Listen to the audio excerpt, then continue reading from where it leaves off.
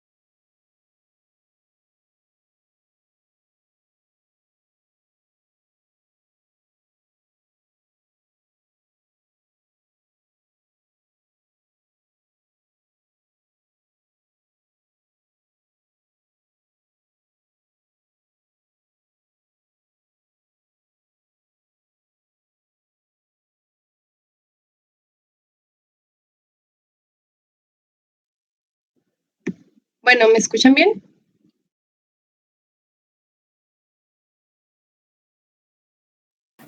Sí, yo sí.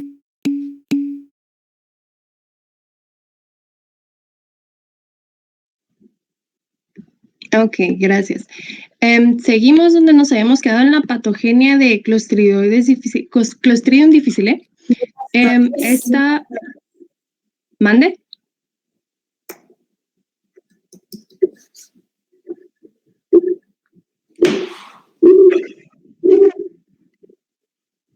dijo, doctora? Nada, buenas noches. Buenas noches. Varias etapas, pues básicamente primero consiste en la ingestión del microorganismo o de las esporas del mismo. Estas van a...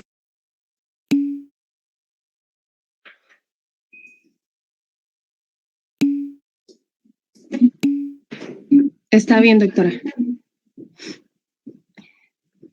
Estas van a causar la alteración de la flora bacteriana habitual del colon. Van a liberar las toxinas producidas por Clostridium difficile.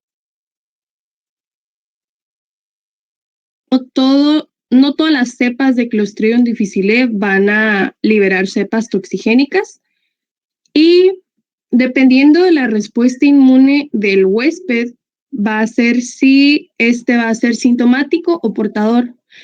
Las esporas del microorganismo van a llegar al intestino. Una vez que llegan aquí, se van a convertir en formas vegetativas y en este punto es donde van a comenzar a elaborar toxinas y van a ser sensibles a antibióticos. Como ya les había mencionado, las cepas toxigénicas van a liberar dos toxinas distintas, ya sea la A-enterotoxina o la B-citotoxina. Las cepas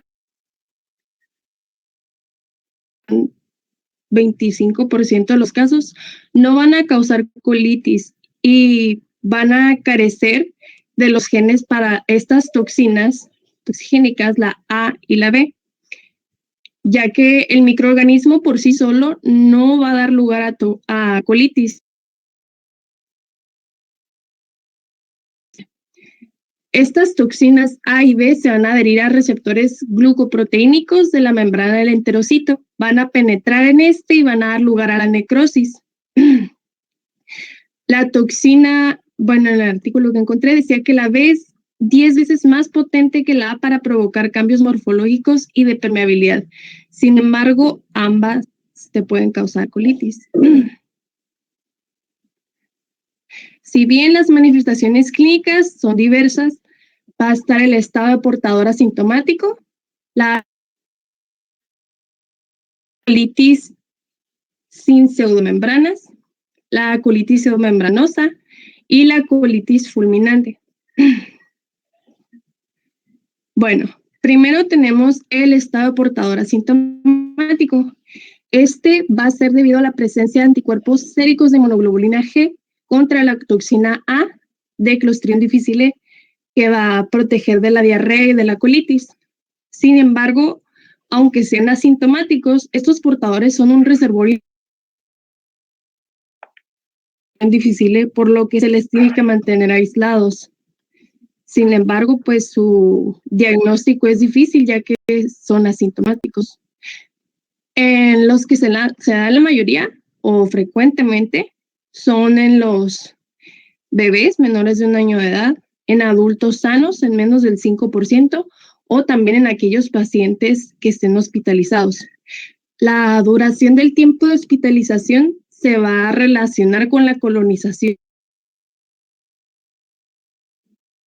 Esta aproximadamente en el 20% de los casos se lleva a cabo durante la primera semana de hospitalización y después de la cuarta semana en el 50%. Este es solamente en los casos que se ven en hospitalizados, pero hay muchos en los que no es el factor que lo causa.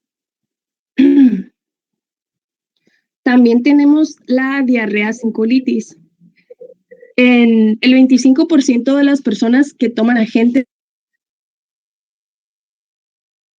con el riesgo de presentar o de adquirir una infección por Clostridium difficile. Los pacientes infectados por cepas toxigénicas de Clostridium difficile presentan diarrea leve o moderada.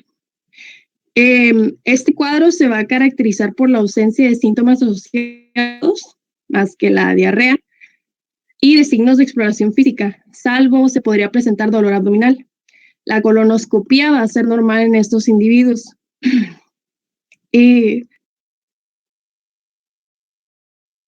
La diarrea se tiene como más de 3 evacuaciones de heces en un periodo de 24 horas. También después tenemos a la colitis sin pseudomembranas entre las manifestaciones clínicas. Esta es una forma grave de diarrea que cursa con 5 a 15 deposiciones diarias. En las heces se puede observar sangre y leucocitos. En la colonoscopía puede estar una mucosa eritematosa, difusa o parchada, inespecífica. Entre los signos y síntomas que puede presentar el paciente es la deshidratación, malestar, distensión abdominal, náuseas, diarrea, dolor abdominal, vómito, fiebre. Y entre las complicaciones, como mencionaba la clase pasada la doctora, puede estar la reacción leucemoide, el megacolon tóxico y la perforación colónica. Y la reacción leucemoide va a ser una leucocitosis reactiva con un recuento de leucocitos muy alto, superior a 50,000 por milímetro cúbico.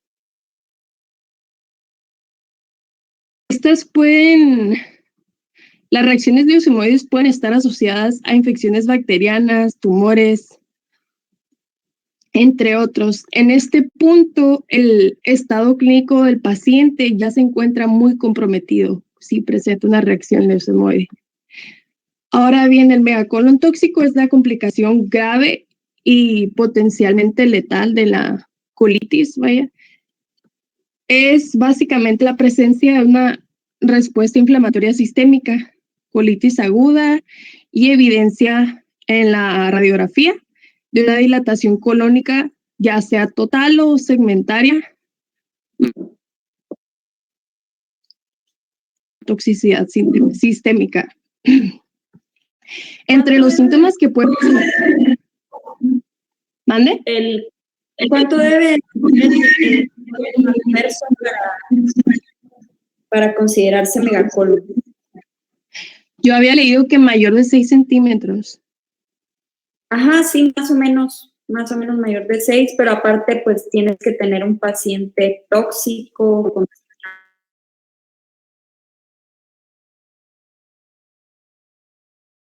pues, enfermo. Ok.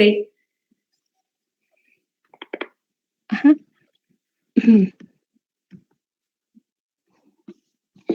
Luego tenemos a la colitis pseudomembranosa. Esta se va a presentar en el 41% aproximadamente de los casos de diarrea aguda por Clostridium difficile. La clínica va a ser semejante a la de la colitis sin pseudomembranas. En la colonoscopía podremos ver numerosas placas amarillentas, como se puede observar en la imagen. Estas, pues básicamente están hechas o histológicamente de neutrófilos, fibrina, mucina y restos celulares. Estas a veces se unen y cubren áreas extensas de la mucosa colónica. Las pseudomembranas se van a localizar en un 30% de los pacientes, exclusivamente en el colon proximal. Luego tenemos a la colitis fulminante. Esta es la forma de presentación de mayor gravedad y se produce aproximadamente en el 3 a 8% de los pacientes con infección por Clostridium difficile. La diarrea suele ser el síntoma predominante, pero decía que la ausencia de que es en aproximadamente 20% de los casos, nos va a sugerir megacolon tóxico. Puede haber síntomas sistémicos y a veces distensión de las asas del intestino delgado.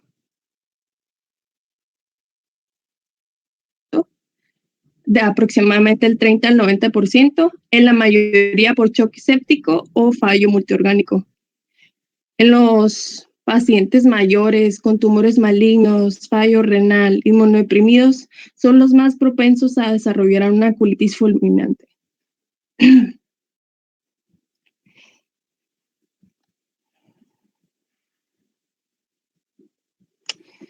En el diagnóstico, pues principalmente vamos a sospecharlo en aquellos pacientes hospitalizados con diarrea y sobre riesgo, así como si hay presencia de leucocitosis, hipoalbuminemia, leucocitos fecales. para establecer el diagnóstico como tal, se debe demostrar las toxinas de Clostridium difficile.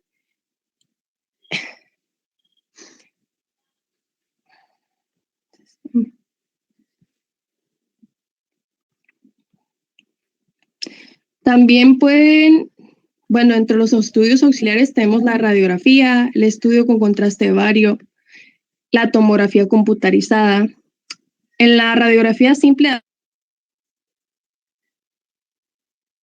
una distorsión de las austras y una distensión del colon.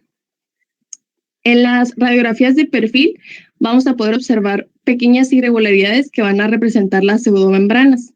En los estudios con contraste vario pueden mostrar defectos de relleno redondeados que delinean a las placas. La tomografía computarizada puede mostrar alteraciones que sugieran la enfermedad en el 50% de los pacientes. Va a haber un engrosamiento de la pared colónica que puede ser en la extensión intestinal. Sin embargo, la colonoscopia va a ser el método ideal para visualizar las lesiones típicas y para la toma de biopsias, que es muy importante para el diagnóstico también.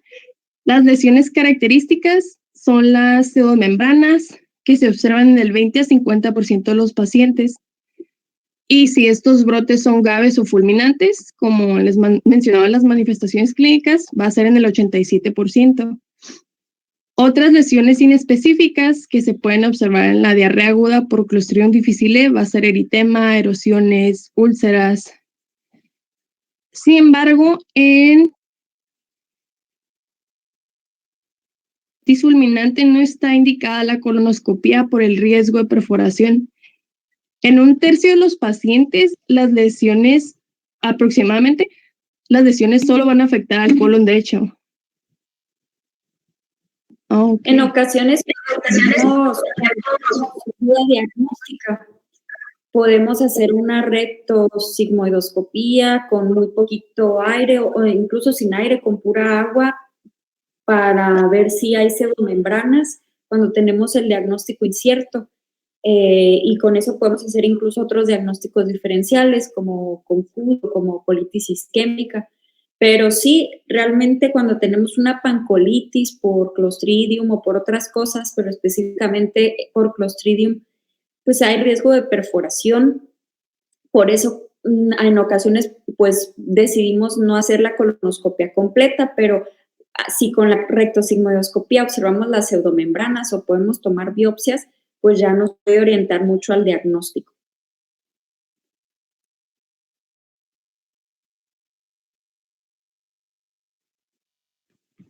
Muy bien. Bien, también se mencionaba que el diagnóstico de Clostridium difficile se hace mediante el aislamiento en cultivo y el crecimiento de esta bacteria, ya sea en heces o de las biopsias. Y pues el cultivo va a consistir en aislar a Clostridium difficile en un medio sólido de 24 a 36 horas para después cultivarlo en un medio líquido. El único método de diagnóstico, mencionaba varios. El Clostridium difficile productor de toxinas se va a confirmar mediante neutralización con la antitoxina de Clostridium difficile. Ok, entre las técnicas de elección para el diagnóstico de Clostridium difficile tenemos la detección de toxina B, que es una de las que causaba la colitis, de las colonias aisladas en medio líquido. Este resultado tarda aproximadamente 48 horas y tiene una buena sensibilidad y especificidad que se aproxima al 100%. También la determinación de la toxina A o B en las heces por enzimoinmunoanálisis. La sensibilidad es del 77 al 95%, pero esta es mucho más rápida y barata. Sale en menos de 2 horas. Sin embargo, la mejor de estas es la reacción en cadena polimerasa que codifica la toxina A o B. Es más sensible que el enzimoinmunoanálisis y se lleva a cabo en menos de un día. Ahora bien, el tratamiento... Generalmente, nuestro aquí tenemos lo que son las toxinas. Lo que tú quieres, bueno, primero que nada con el diagnóstico, lo que tú quieres pues es demostrar que tengas el Clostridium y, bueno, Clostridioides y que aparte este sea productor de toxinas. Entonces lo que te recomiendan es hacer varias pruebas para el diagnóstico, la comprobación del diagnóstico. Aquí en nuestro medio tenemos tanto las toxinas que se hacen una muestra de ese y la GDH, que esta pues la poseen todos los clostridioides, pero sean toxigénicos o no toxigénicos. Entonces, la mayoría de los laboratorios, bueno, no todos los laboratorios en Ensenada lo tienen, pero sí hay algunos. Es una prueba muy sencilla donde tú pides, pues así, como dice su nombre, toxinas AB para Clostridioides difficile y te reportan tanto la GDH como la toxina AB. Esto no se recomienda hacer en pacientes que no tienen diarrea. Ojo, siempre hay que hacerlo en pacientes que tienen síntomas. No te sirve de nada detectar a buscar a un paciente que no tiene síntomas, que no tiene diarrea, ¿verdad? Y posteriormente podemos hacer una prueba de comprobación. En nuestro medio no tenemos acceso al PCR, pero generalmente allá en donde hice yo la residencia, pues utilizamos más el PCR, que tiene una sensibilidad y una especificidad mucho más alta. E incluso con la PCR podemos detectar si existe la cepa esta que se asocia con más mortalidad, que es, la mencionaron también la clase pasada, la NAT07. Entonces, esto nos sirve como prueba para detectar si el paciente pues tiene riesgo de complicación. Generalmente la rectosigmoidoscopía o la colonoscopía pues también es un estudio que utilizamos bastante en pacientes donde no tenemos pues toxinas o que tenemos unas toxinas negativas con un cuadro clínico muy sugestivo. Las toxinas no siempre les van a salir positivas. Como dice aquí, la sensibilidad oscila entre 77 y 95. O sea, prácticamente yo les puedo decir que de 10 pacientes con Clostridium, a lo mejor les van a salir positivas 6. Entonces va a quedar 6 o 7, ¿no? Entonces sí va a quedar un número grande de pacientes que no va a tener las toxinas positivas y no significa que no tenga clostridioides. Por eso, como no tenemos el PCR, generalmente pues nos vamos a hacer la colonoscopía o la rectosigmoidoscopía, como vimos, con cuidado por el riesgo de perforación en los pacientes con pancolitis.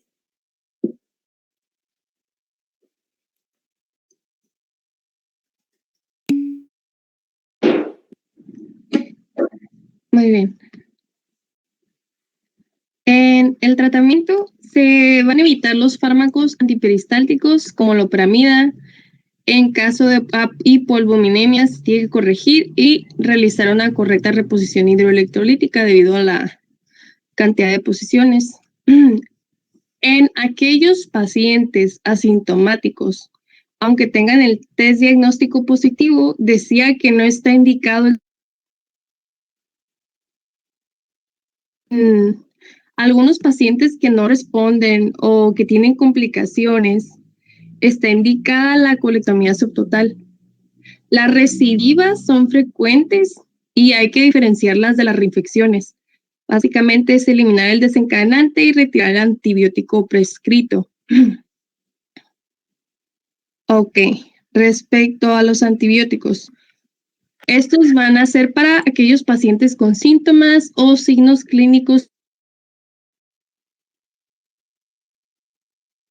con un test diagnóstico positivo y una diarrea persistente a pesar de la suspensión del antibiótico, deben tratarse con antibióticos. Cuando hay una elevada sospecha diagnóstica, aunque el test salga negativo, porque como menciona la doctora, no hay algunos que no tienen una sensibilidad o especificidad tan alta, En los pacientes con edad avanzada o enfermedades graves asociadas también está indicado el tratamiento con antibióticos. Luego tenemos el tratamiento de base. Consiste como primera línea, decía el metronidazol, de 250 miligramos cada 6 horas o 500 miligramos cada 8 horas por vía oral durante 10 a 14 días. Este es un fármaco antiprotozoario y erradica infecciones tisulares intestinales y extraintestinales, entre otras. Funcionar el metronidazol. La vancomicina, 125 miligramos cada 6 horas por vía oral durante 10 a 14 días. Este es un antibiótico de los glucopéptidos. Se usa cuando hay fracaso del metronidazol o en situaciones graves. La teicoplamina:a, 100 miligramos cada 12 horas, también es una alternativa. Entre otras opciones terapéuticas incluyen el ácido fusílico y la bacitracina. Si no hay mejora en 3 o 4 días, se puede pensar en una falta de respuesta al tratamiento que seleccionamos. En embarazadas o niños menores de 10 años, el tratamiento de primera elección es la vancomicina. Ok. Metronidazol. Entonces, todavía me tocó a mí que usábamos el metronidazol en primera instancia en los pacientes con una colitis leve. Sin embargo, como ya ha habido mucha resistencia a metronidazol, que se considera un bacteriostático nada más, ahorita ya se utiliza para todos los pacientes vancomicina. La vancomicina oral, que no existe aquí en México, entonces utilizamos la vancomicina que normalmente se usa por vía intravenosa, pero la preparamos con jugo, por ejemplo, y la administramos a diferentes dosis, desde 125 a 500 miligramos cada 6 horas por vía oral. Y como dice aquí, normalmente de 7 a 14 días. También podemos utilizarla cuando tenemos ilio, por ejemplo, en pacientes que tienen una colitis avanzada y que ya pues desarrollan ilio. Lo utilizamos también por vía rectal como enemas, tanto orales como rectales. Entonces, ahorita prácticamente lo que utilizamos es la vancomicina. Incluso para las recurrencias, también damos vancomicina y la damos en destete. En ocasiones la dejamos por mucho tiempo, por todo el mes, y la vamos destetando poco a poco cuando ya hay recurrencias de la enfermedad. Y la fidaxomicina es un antibiótico que no contamos aquí en México con él, entonces aquí prácticamente utilizamos la vancomicina para la mayoría de los tratamientos. Si no hay otra cosa más que metronidazol, pues también damos metronidazol, pero prácticamente ahorita utilizamos vancomicina. Los demás no se utilizan. Ok, gracias por la aclaración.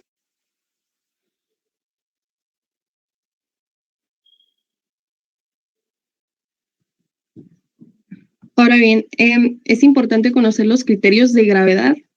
De acuerdo a, en el artículo de donde lo saqué, decía al menos uno de los siguientes, de acuerdo a Pepín, ya sea insuficiencia renal, leucocitos por encima de 20,000 por milímetro cúbico, la presencia de pseudomembranas en la colonoscopía o un deterioro general, o al menos 2 de los siguientes, que el paciente sea mayor de 60 años, con una temperatura mayor a 38.3, que inferior a 2.5 miligramos por decilitro, una leucocitosis por encima de 15,000 por mililitro cúbico. La cirugía está recomendada en pacientes mayores de 75 años, aquellos que tengan leucocitosis superiores a 20,000 por milímetro cúbico o un lactato sérico entre 2.2 y 4.9 milimoles. También se recomendaba la cirugía cuando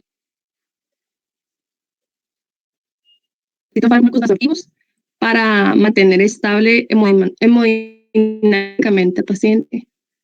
En caso de criterios de gravedad, trasladar al paciente a unidades de cuidados intensivos y asociar vancomicina, como había comentado la doctora, 125 o 500 miligramos cada 6 horas por vía oral. La cirugía está indicada cuando hay sepsis con afectación de otros órganos, perforación, megacolon tóxico, diarrea aguda por Clostridium difficile fulminante. La técnica va a ser la colectomía con preservación del recto y la ileostomía. Ok, estos son factores asociados a mal pronóstico.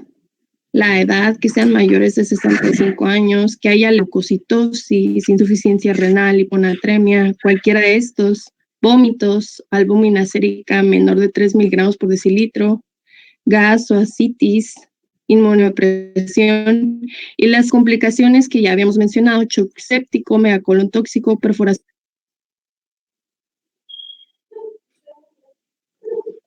Ahora bien, tenemos el caso clínico. Es una paciente femenina de 3 años y 9 meses de edad. Entre los antecedentes de importancia, fue diagnosticada con bronquitis, la cual fue manejada con amoxicilina y ácido clavolínico durante 3 días. A los 6 días de terminar el tratamiento, presentó hematoquesia asociada con dolor abdominal tipo cólico de gran intensidad.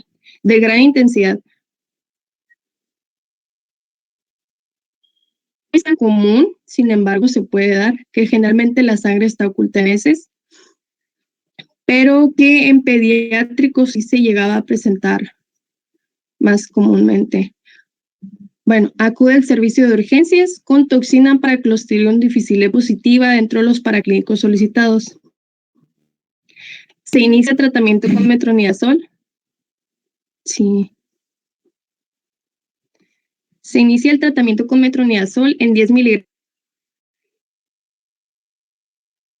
antibiótico por 10 días y dieta libre de lácteos. Sin embargo, después de 6 días del inicio del tratamiento, pues vuelve a tener hematoquesia asociada con dolor abdominal tipo cólico y esta vez con diarrea. Es valorada por gastroenterología pediátrica que reconfirmó Clostridium difficile en 3 cultivos. Se registró ahora metronidazol en 10 miligramos por kilogramo, la dosis por 21 días. La paciente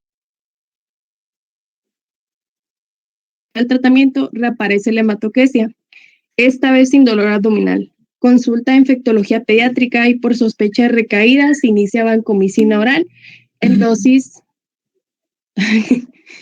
en dosis de 40 miligramos por kilogramo por día, cada 8. ¿Quiere hablar, doctora? Cada 8 horas por 14 días. Se le adiciona sulfato de zinc. Acude a consulta 2 semanas después, y ve de Clostridium difficile negativas e inmunoglobulina G para Saccharomyces cerevisiae positivos. Pero como que había quedado resistencia, no sé, al metronidazol y no le había funcionado mucho a la paciente. Pero ya que le dieron la vancomicina, ya en los estudios después ya sale negativo para las toxinas A y B de Clostridium difficile. Bueno, por ejemplo, te voy a preguntar algo. Si tú tienes, bueno, yo no veo niños, ¿verdad? Pero, por ejemplo, un paciente de 80 años que tiene insuficiencia cardíaca, tiene EPOC, llega al hospital por una neumonía, le inicias al paciente levofloxacino y lo dejas hospitalizado. Y el paciente a los 3 días empieza con diarrea y el problema es que sigue con neumonía y sigue con fiebre y tiene fiebre. Le compruebas que tiene Clostridium. ¿Suspendes el antibiótico para la neumonía? No. ¿Qué dicen los demás?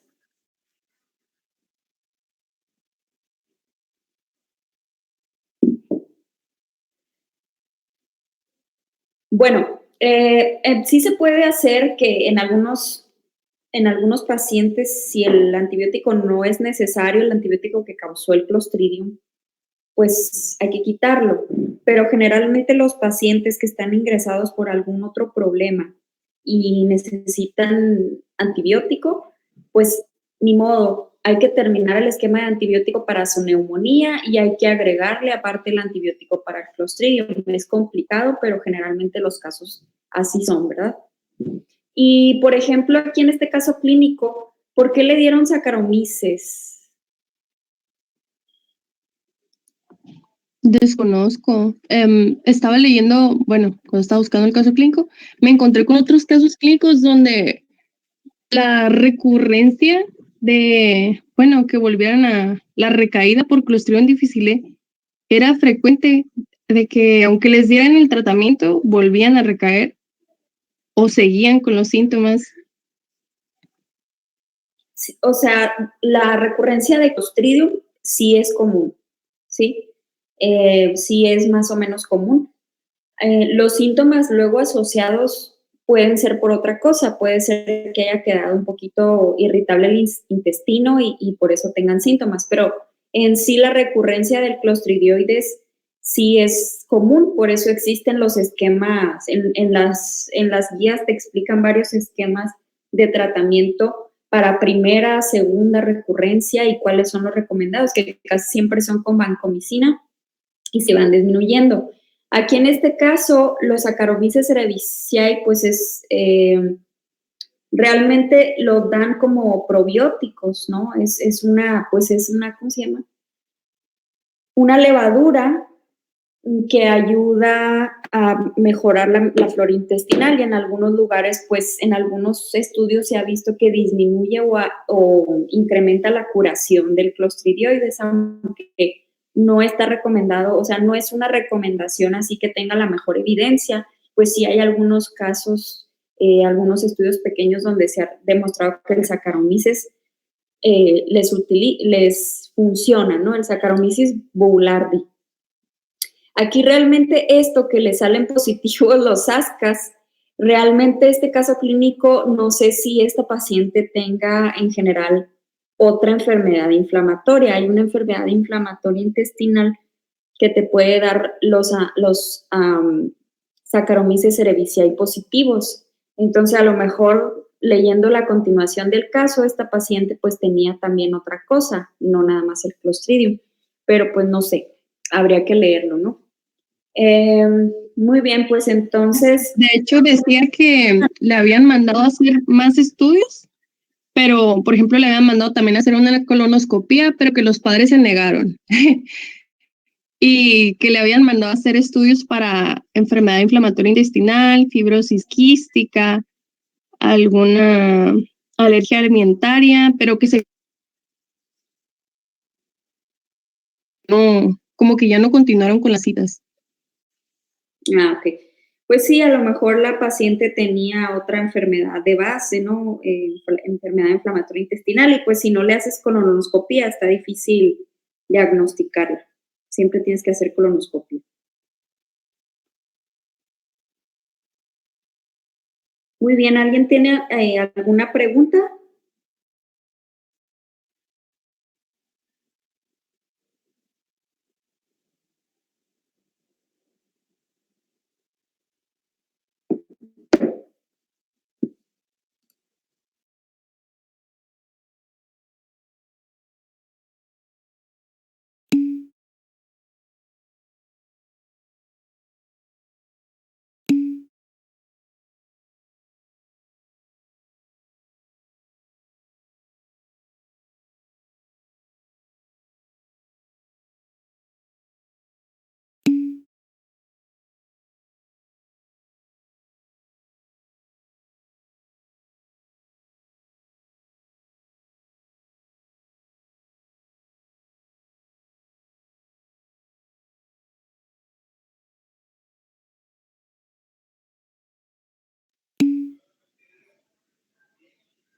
Buenas noches, doctora. Mi presentadora, Dania Aguirre, y a mi compañera Yolanda Sevilla, por favor.